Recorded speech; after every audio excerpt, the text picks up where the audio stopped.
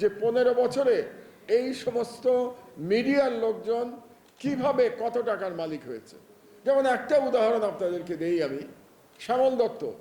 শ্যামল দত্তর একজনের অ্যাকাউন্টে প্রায় 1000 কোটি টাকার লেনদেন পাওয়া গেছে।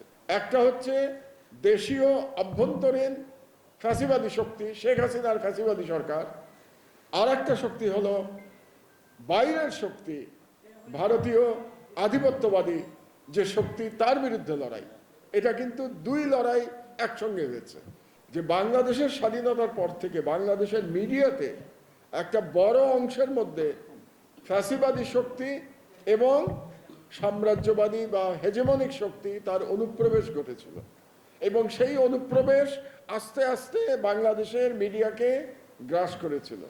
তার চূড়ান্ত যে প্রতিফলন আমরা দেখতে পেয়েছি শেখ হাসিনার 15 বছরের শাসনামলে, এবং সেই সময় আমরা দেখতে পেয়েছি যে সাংস্কৃতিক ফ্যাসিবাদ কিভাবে রাষ্ট্রকে নিয়ন্ত্রণের চেষ্টা করেছে।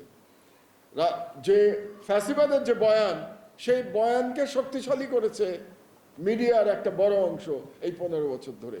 এটা আমাদের ভুলে গেলে চলবে না। এবং সেই যে শক্তি, যে সাংস্কৃতিক ফ্যাসিবাদী শক্তি যারা মিডিয়াকে দখল করে রেখেছিল অর্ধ শতাব্দীর অধিককাল ধরে, মানে স্বাধীনতার পর থেকেই, সেই শক্তি কিন্তু নিঃশেষিত হয়ে যায় নাই। এটা আমাদেরকে উপলব্ধি করতে হবে। সেই শক্তি এখনো বাইরে আছে।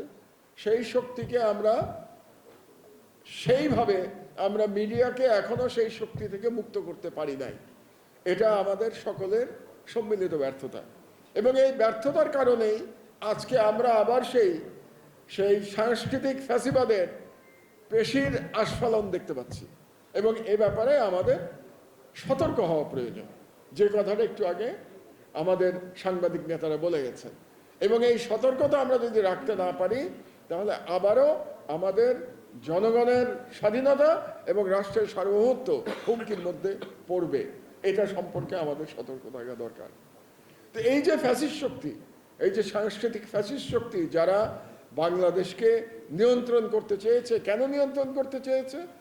প্রথম কারণ হচ্ছে তারা একটা পার্শ্ববর্তী রাষ্ট্রের স্বার্থ, তারা সেই স্বার্থের পক্ষে তারা কাজ করেছে। প্রথমত সেই পার্শ্ববর্তী রাষ্ট্রের প্রভুত্ব বাংলাদেশে কায়েম করতে চেয়েছে, এবং সেই কায়েমের পক্ষে তারা বয়ান তৈরি করেছে।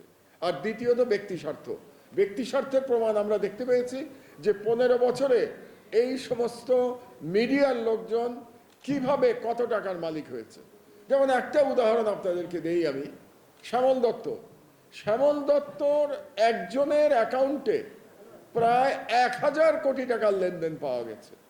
এটা কি ভাবতে পারা যায় যে একজন সাংবাদিকের অ্যাকাউন্টে 1000 কোটি টাকার লেনদেন? এটা তো কল্পনা করা যায় না।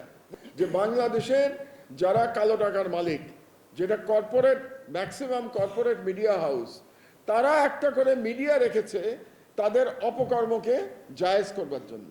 তারা মনে করেছে যে মিডিয়া থাকলে পরে আমার অপকর্মটাকে আমি জায়েজ করতে পারবো, এবং সেই মিডিয়া হাউসগুলো কিন্তু এখনো আগের মতোই আছে, এবং সেখানে কোনো রকম শুদ্ধি অভিযান, কোনো রকম সংস্কার এখন পর্যন্ত চালানো যায়নি। যে কথাটি